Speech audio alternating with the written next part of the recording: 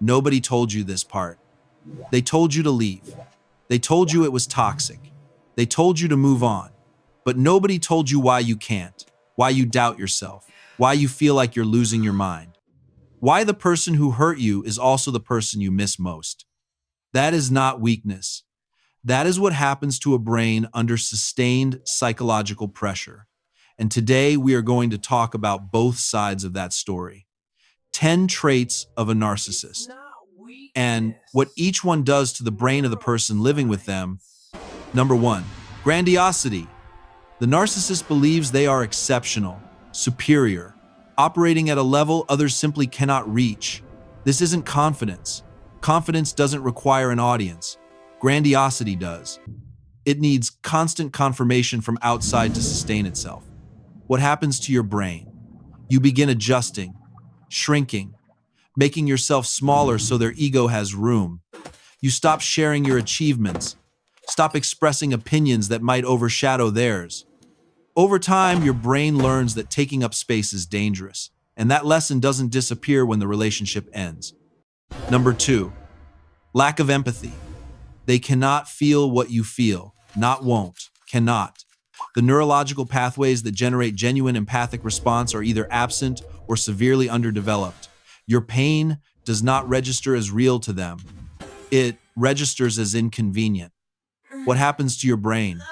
You learn to stop expressing pain because expressing it produces no relief, only irritation, dismissal, or weaponization. Your nervous system adapts. You begin managing your own emotions silently and alone. You become fluent in a language nobody else around you speaks. Number 3, constant need for admiration. There is a hunger that cannot be filled. The narcissist requires admiration the way a body requires oxygen continuously, without interruption, with no tolerance for its absence. The moment the supply drops, the atmosphere changes. What happens to your brain? Your entire nervous system reorganizes around monitoring their emotional state. Are they pleased? Are they about to turn? Is this a good moment or a dangerous one? This is hypervigilance. Your brain running a continuous threat assessment on the person who is supposed to be your safe place. That level of sustained alertness has a biological cost, and you pay it every day. Number 4, manipulation and control. Control is the goal. Everything else is a strategy in service of that goal. They don't control because they are evil. They control because without control, they feel a level of internal chaos that is genuinely unbearable. You are not a partner. You are a variable to be managed. What happens to your brain? You lose access to your own decision-making. Every choice gets filtered through the question of how they will react. What can I say? What should I hide? What version of me is safe right now? Your prefrontal cortex, the part of your brain responsible for independent judgment, starts deferring. Not because you are weak, because the cost of not deferring became too high. Number 5, gaslighting. You said something happened. They say it didn't. You felt something. They tell you that you are too sensitive. You have a memory. They tell you your memory is wrong. Consistently, repeatedly. Over time, what happens to your brain? Your brain begins to doubt its own signals. The amygdala, which processes threat, learns that internal perceptions cannot be trusted. So, it starts outsourcing reality to the gaslighter. Accepting their version of events becomes less painful than the alternative, which is accepting that the person you love is deliberately dismantling your sense of reality. By the way, does any of this sound familiar? Leave a comment below. Joe and Max read every single one, and if you haven't subscribed yet, now is a good time. There is a lot more coming. Number 6, no accountability. Nothing is ever their fault. Ever. When something goes wrong, the explanation always leads back to you. Your reaction, your sensitivity, your failure to understand. They don't experience guilt the way most people do.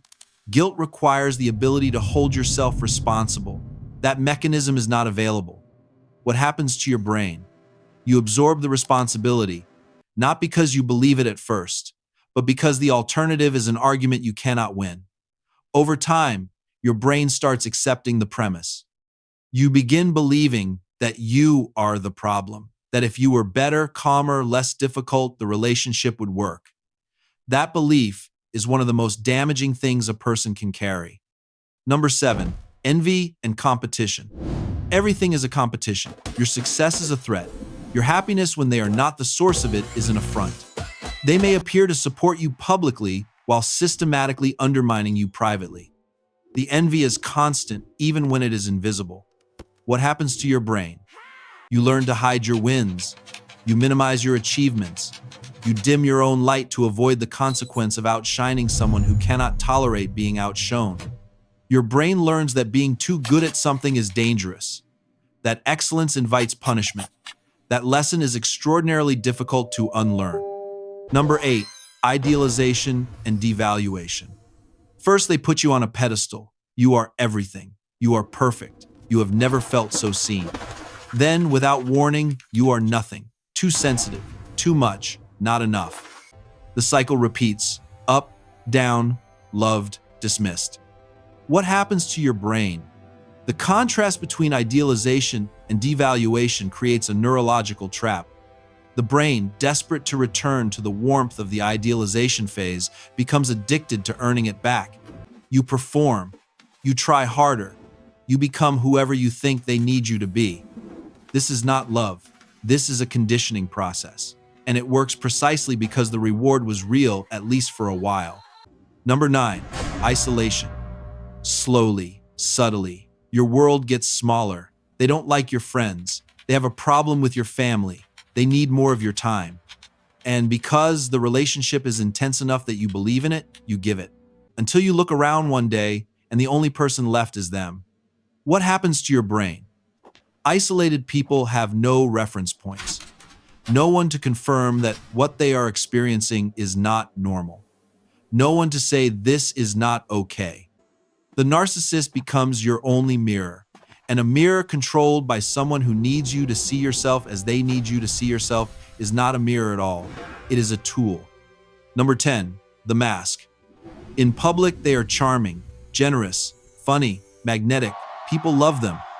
And you watch this happen and feel something that is almost impossible to explain, a specific loneliness that comes from knowing something nobody else in the room can see. What happens to your brain? The gap between the public version and the private version produces a specific kind of cognitive dissonance. Your brain holds two completely incompatible realities simultaneously. The person everyone loves, and the person only you know.